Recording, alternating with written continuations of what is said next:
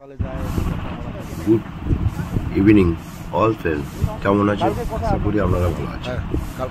আমি প্রত্যেক বছরই ঘুরতে যাওয়া এটা আমার একটা শখ। এবারে এটা আগের বারের ভিডিও। দার্জিলিং গিয়েছিলাম, দার্জিলিং আর নর্থ সিকিম, সাউথ সিকিম 13 দিনের ট্যুর ছিল এটা আমাদের। যাই হোক, এতক্ষণ ইনি আমাদের বোঝাচ্ছেন। আমার ছেলে দেখুন ছবি তুলতে ব্যস্ত, আমার মিসেস উনি ছবি তুলতে ব্যস্ত।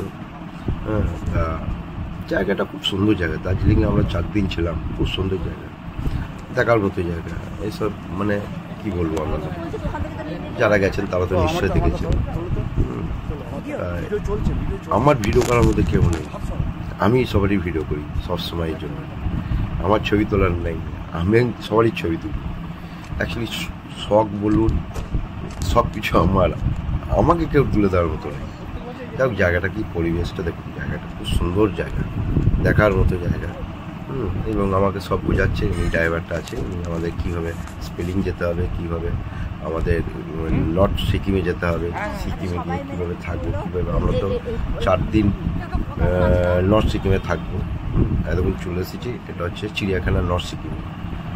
এখানে কথা বলা মানে কি বলবো, কথা বলা যায় না, সাইলেন্ট লেখা আছে সবসময়, কোনো কথা বলা যাবে না। সিংহ আছে, চিতাবাঘ, সাপ আছে, বিভিন্ন টাইপের সমস্ত জায়গা দেখা। এখানে খুব নিয়ম শৃঙ্খলা, খুব প্রচণ্ড ইয়ে।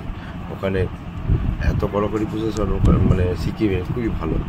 এতক্ষণ আমার ছেলে ছবি তুলছে।